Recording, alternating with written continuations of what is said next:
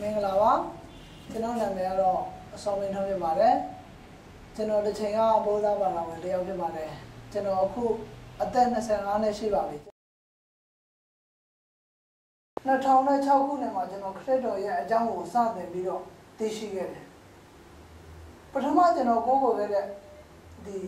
ဗုဒ္ဓဘာသာရေးဂေါရမမြတ်စွာဘုရားကကျွန်တော်ကိုအဓိကတော်တင်တာကကောင်းရာရောက်ဖို့ဒီလူသားတွေအားလုံးသွားခြင်းနဲ့နိဗ္ဗာန်ကိုရောက်ဖို့အတွက်ကောင်းတာတွေကိုလုပ်ဖို့အတွက်သူကတုံ့တယ်ကျွန်တော်လည်းပဲအတတ်နိုင်ဆုံးကောင်းတာတွေကိုကြိုးစားပြီးတော့လှုပ်ဆောင်တယ်ကောင်းမယ်ထင်တဲ့အရာတွေကိုလိုက်လုပ်တယ်ကောင်းတာတွေကိုလှုပ်ဆောင်တော့လည်းပဲကျွန်တော်ရဲ့အသက်တာမှာငြိမ်သက်မှုမရှိခဲ့တဲ့အခါမှာကိုယ်နဲ့ကိုယ်စိတ်ပြက်လာတယ်ပျော်ရွှင်မှုမရှိတော့ဒါကြောင့်မလို့ကျွန်တော်2006ခုနှစ်မှာယေရှုခရစ်တော်ရဲ့အကြောင်းကိုစသိရတဲ့အခါကျွန်တော်ယေရှုခရစ်တော်ရဲ့အကြောင်းကိုလေ့လာကြည့်တဲ့အခါမှာယေရှုခရစ်တော်ကကျွန်တော်ကိုဘာတစ်ခုမှမခိုင်းမဲနဲ့သူကိုယ်တိုင်ကျွန်တော်တို့လူသားတွေအားလုံးသွားခြင်းနဲ့ကျွန်တော်ရမ်းသွားခြင်းနဲ့ဒီနိဗ္ဗာန်ဆိုတဲ့နေရာကိုသူကိုယ်တိုင်ကသူ့ကိုယုံကြည်ခြင်းအဖြစ်ပို့ဆောင်တယ်ဆိုတာကိုကျွန်တော်ကြားတဲ့အခါမှာကျွန်တော်ယေရှုခရစ်တော်အရင်စိတ်ဝင်စားပြီးတော့ကယ်တင်ပိုင်ရှင်တဲ့ယုံကြည်လက်ခံခဲ့ပါတယ်ယေရှုခရစ်တော်ကိုမယုံကြည်ခင်တုန်းကဒီ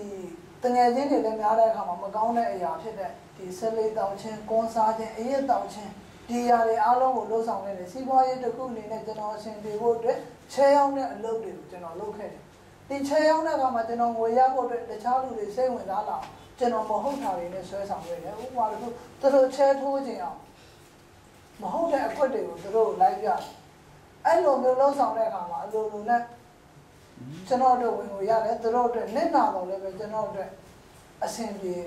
ဖို့အတွက်ကျွန်တော်လှုပ်ဆောင်နေတယ်ယေရှုခရစ်တော်ကျွန်တော်ယုံကြည်လက်ခံပြီးတဲ့အခါမှာကျတော့ကျွန်တော်ရဲ့အသက်တာကတကယ်ငြိမ်သက်ခြင်းတွေရရှိခဲ့တယ်ကျွန်တော်ဒီကနေ့သေဆုံးခဲ့မယ်ဒီနေရာမှာပဲကျွန်တော်သေဆုံးခဲ့မယ်ဆိုလို့ရှိရင်ယေရှုခရစ်တော်ကသူ့ကိုယုံကြည်ခြင်းအပြင်ကျွန်တော်ကိုထာဝရငြိမ်သက်ရှင်ရရှိနိုင်ဖို့အတွက်ထာဝရအသက်ကိုကျွန်တော်ကိုပေးပြီးသားဆိုတော့သိတဲ့အခါမှာကျွန်တော်ရဲ့အသက်တာမှာတကယ်ပဲသေခြင်းတရားတွေအစဉ်နဲ့ဖြစ်နေတဲ့လူတွေရောက်ဖြစ်လာပါတယ်။နောက်ပြီးတော့ဒါကြောင့်မလို့ကျွန်တော်ဖရာသခင်ရဲ့ကောင်းတဲ့ခြင်းတွေကိုဝေငှသက်သေခံနိုင်မှုတွေကျွန်တော်ဒီဘဝသင်္မေတ္တာရောက်မှာကျမ်းစာကြောင်းကိုတည်ရောက်ပြီးတော့ဖရာရဲ့နှုတ်ကပတ်တော်တွေကိုသင်ကြားနေတယ်ကျွန်တော်တို့ရောင်မှာရှိတဲ့အသင်းတော်မှာလည်းပဲကျွန်တော်အတတ်နိုင်ဆုံးကြိုးစားပြီးတော့ဖရာကိုဆူတောင်းစိတ်ကပ်ခြင်းနဲ့ဖရာရဲ့အမှုတော်အတွက်ဒီပြင်းပြတဲ့ဆန္ဒတွေနဲ့ဒီနှုတ်ကပတ်တော်ဝေငှခြင်းတွေလူငယ်တွေကိုပြုထောင်တဲ့နေရာတွေမှာကျွန်တော်တက်ဆွမ်းနိုင်နေတာလှုပ်ဆောင်ခဲ့ပါတယ်ဒီရန်ကုန်မှာကြောက်တက်နေတဲ့အခါမှာလည်းပဲ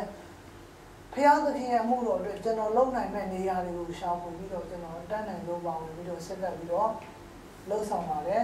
ရောက်စီတဲ့ဖက်ရှင်ကောင်းကြီးလေးပါစေ